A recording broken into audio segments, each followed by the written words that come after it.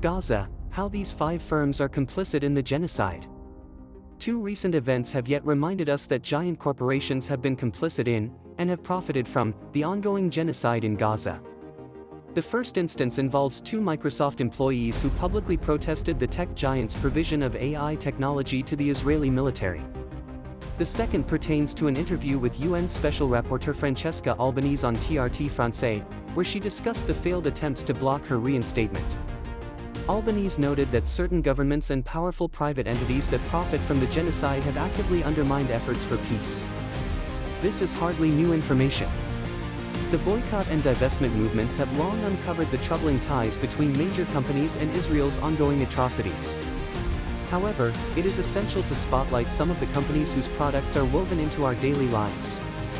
After all, big tech is complicit in Israel's actions to a far greater extent than we often acknowledge. 1. The Boeing Company. For decades, Boeing and Airbus have dominated the airplane manufacturing industry, with Boeing commanding a significant portion of the market, over 40%. Anyone who has flown has a nearly 50-50 chance that the plane they boarded was a Boeing. Yet, Boeing's operations go beyond aviation. The American company is also the world's 5th largest weapons manufacturer. In addition to producing the F-15 fighter jets and Apache AH-64 helicopters used by Israeli forces, Boeing manufactures explosives and bomb apparatus, including the GBU-39 Guided Small Diameter Bomb, SDB, which was reportedly deployed on a refugee camp in Gaza in May of last year. 2. Amazon.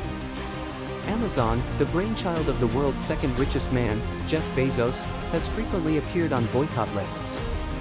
It is a ubiquitous presence in shopping, media, and web services. Yet, many fail to recognize the extent of the company's involvement in Israel's crimes. What began as an online bookstore has morphed into a powerhouse of high-tech services. Amazon Web Services, AWS, has not only enhanced Amazon's commercial capabilities but also played a critical role in Israel's military operations. Beyond supporting the war on Gaza, Israeli military intelligence uses AWS servers to store vast amounts of surveillance data on nearly every individual in Gaza. Since 2021, Amazon has been providing cloud services to the Israeli government under Project Nimbus, a $1.2 billion contract it shares with Google.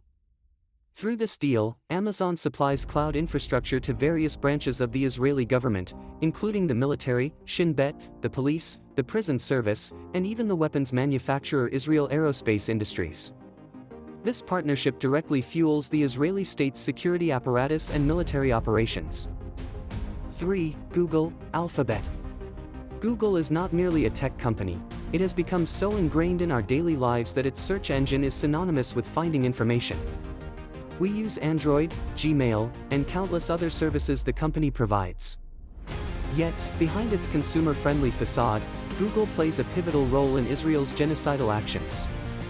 Every time a bomb falls in Gaza, Google's involvement is not incidental, it is complicit. Between October and November 2023, Google accelerated and approved an urgent request from the Israeli Ministry of Defense to expand its use of Vertex. This service applies AI algorithms to large datasets. This deal, which deepened Israel's access to Google's AI technology, also facilitated the use of Google Photos' facial recognition features as part of Israel's mass surveillance of Gaza's residents. As mentioned earlier, Google is also a player in Project Nimbus, a contract directly supporting Israeli military operations. In response to protests from employees who decried the company's role in these activities, Google has continued to fire dissenters, silencing any opposition to its complicity. Rather than reassessing its actions, Google's parent company, Alphabet, took a significant step backward in February, lifting a ban on using its AI tools for military purposes, such as developing weapons and surveillance systems. 4. Microsoft. Another Silicon Valley giant, Microsoft, finds itself not only competing in the tech market but also in genocide. This is especially true with the surge of the Israeli military's use of Microsoft's Azure AI services. By March 2024, the military's consumption of these services was 64 times higher than before October 7.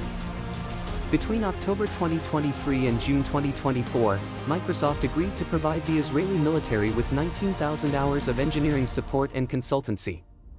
Leaked documents obtained by Drop Site News shed light on the disturbing ways Microsoft's communications and messaging systems were employed by OFEC, an Israeli Air Force unit tasked with managing target banks, databases containing information on potential targets for lethal strikes.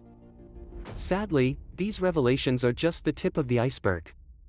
Before the viral "Mustafa, shame on you" video, which led to the firing of 2 employees who protested the company's actions, Microsoft had already dismissed 2 employees for organizing a vigil to honor Palestinians killed in Gaza. 5. Caterpillar Incorporated, CAT. In many parts of the world, Caterpillar bulldozers are synonymous with road and bridge construction. As the largest producer of construction equipment globally, CAT dominates the bulldozer market. Yet, in Palestine, these machines evoke not mesmerizing feelings but a sense of terror.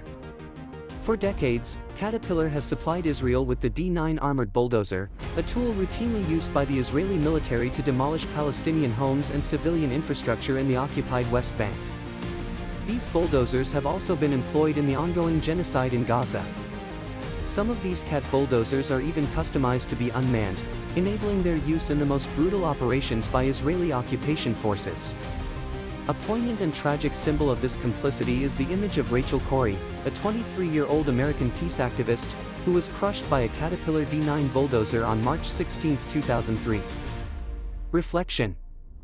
Sadly, the reality is that we are surrounded by enemies whose products we depend on daily. It's relatively easy to call for a boycott of consumable goods that we can dispense of. However, doing away with certain technologies proves far more challenging, especially in an era dominated by tech. After all, how do you reject Microsoft Windows and Word when they are integral to drafting this text? This situation points out a painful truth: our problems and vulnerabilities stem from a lack of production and dependency. The wealth to create these technologies may not be the issue. Skilled manpower is certainly accessible, provided there are sound policies in place. The real challenge lies in the absence of bold, transformative leadership, patriotic leaders and empowered followers, committed to quality, justice, and collective well-being. Only then can we extricate ourselves from the grip of these multinational giants that profit from our suffering. Allah says, "O believers, patiently endure, persevere, stand on guard, and be mindful of Allah, so you may be successful." Al-Imran 3:200.